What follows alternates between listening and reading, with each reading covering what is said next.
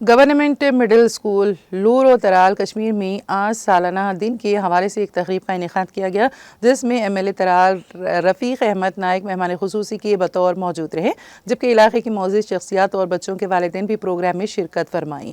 اس دوران اسکولی بچوں کی جانب سے کئی پروگراموں کا اہتمام کیا گیا، جن کو حاضرین نے سراہا۔ اس دوران ایم ایل اے موصوف نے شرکاء سے خطاب کیا اور انہیں یقین دہانی کرائی کہ وہ ان کے مسائل کو حل کرنے کی بھرپور کوشش کریں گے۔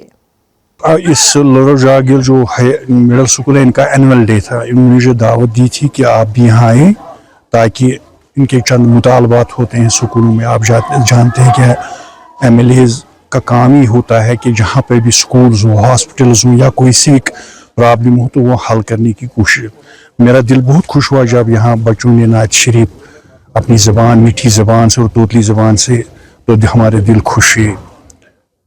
انشاءاللہ میری کوشش رہے گی کہ میں اسکولوں میں جاتا رہتا ہوں اور جو اساتذہ صاحب ان سے بھی ملتا ہوں اور والدین پیرنٹس سے بھی ملتا ہوں، بچوں سے بھی ملتا ہوں، ان کی جو یہاں پہ ان کی جائز جو مطالبات ان کو حل کرنے کی کوشش موقع پہ بھی کرتا ہوں، یا جو میرے بس میں نہیں ہے تو سرکار تک پہنچانے کی کوشش کرتا ہوں۔ میری کوشش رہے گی کہ ترال کا جو ایجوکیشن سسٹم ہے اور اپنا صحت جو ہیلتھ ایشوز ہیلتھ سیکٹر ہے اس کی طرف میری خاص توجہ رہی۔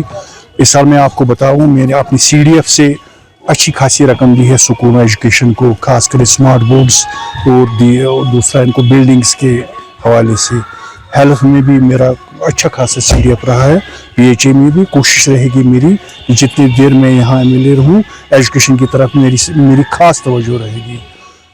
تو مجھے امید ہے کہ یہ جو باقی اسکول ہیں یہ بھی مناتے رہیں گے۔ اس سے پیرنٹس اور بچے جب ملتے ہیں اور کوئی مہمان بھی آتا ہے، دیکھتا ہے کہ اسکول میں کیا پرابلم ہے، کتنے اساتذہ ہیں، کیا ضرورت ہے، کیا انفراسٹرکچر کی ضرورت ہے، تو اس کو حل کرنے کی کوشش اپنی طرف سے میں کوشش کروں۔